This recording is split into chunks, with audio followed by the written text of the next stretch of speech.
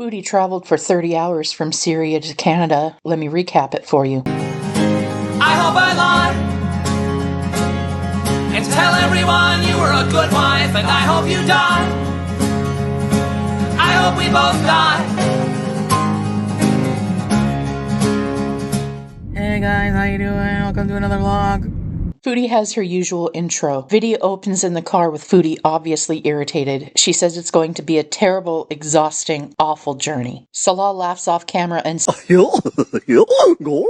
says, just bees it. She says she's just going to talk about her feelings and show the airport, blah, blah, blah. That is a quote. Salah sounds very upbeat off camera. She seems very irritated. She complains about a 13-hour layover in Qatar. She foresees she's going to be exhausted when she finally lands in Canada. She includes clips from the previous day's, quote, go-away party thrown for her by Salah's family. She shows her luggage from the night before and says she just threw her crap in a suitcase. Her bored and annoyed voiceover takes away from the cooking she shows being done by the women in Salah's family. She shows Julia and the olive tree. She says she's going to do anything she can to bring Julia to Canada in a few years. She shows Sasa, the disabled minor child she allegedly exploited for cash, in my opinion. She definitely exploited her for cash, but that's still just my opinion. Food prep. This time it's grape leaves. She doesn't have the vocab to describe the effort it takes to make garlic paste. She says she will add the ingredients to the screen in post. She does not add anything in post. Her phone alert goes off multiple times during her voiceover, and she can't be fucked to edit it out or re-record it. She showcases a hookah, an LED-enhanced speaker, and a dessert that Salah's family made for her. There are shots of the Syrian landscape as they drive to the airport. There are shots of, as she says, cow asses, because they were behind a truck hauling cattle. Salah says goodbye to the Beezers in the best way he knows how, by catching Chantal's best angle. She sadly shows her 2 suitcases and whines about having to start her life over from scratch again. She says, welcome to the life of an impulsive person. Do you think that she demanded to go home as a low-key threat to Salah because he was spending too much time with his family since they moved to Syria? And so she pulled the typical, you know what, fine, I'll just go home then, see how much you like that. And then he was like, okay, bet. And then she was just basically stuck having to go home because low-key, I kind of think that that's the vibe. Excuse my neighborhood dogs. That's just life in SoCal. She continues to talk about how friendly the Syrian people are and how much she will miss them. She shows herself on the airport tram. She shows herself waiting to climb the stairs to the plane. She does not show herself climbing the stairs to the plane. She's pleased to find out that she doesn't have anyone sitting next to her and says she's feeling very sad. She shows off and describes her in-flight meal. She makes it to the Doha airport. She goes to the lounge and does a voiceover over her narration and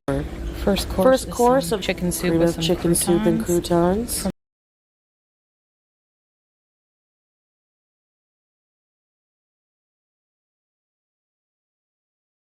can't be fucked to edit it out. She goes to the toilet in the airport lounge and shows it. She gets a cappuccino. She shows the lounge and the amazing features, such as the ability to charge your phone. She paid for 6 hours of access for about $100, and they gave her 2 hours for free. So she got 8 hours of access to this luxurious lounge in Doha. She shows off her 3rd, 4th, I don't know. We later find out that it's her 7th trip to the in-lounge buffet. She makes it to her plane and shows herself watching dangerous animals on the in-flight screen. She says it was pretty good. It was fucking awesome. She shows herself descending into Canada. She says she's so happy to be home. And then she's gone. You can tell from her general voice and demeanor in the voiceover of this video that she is so over it. She had this footage and she didn't want to go live, and so she just basically slapped it together, and she just could not be fucked. All right, and I'll catch you after this one with the first of her lives from Canada. Have a good rest of your day. Take care of yourself and go Chiefs.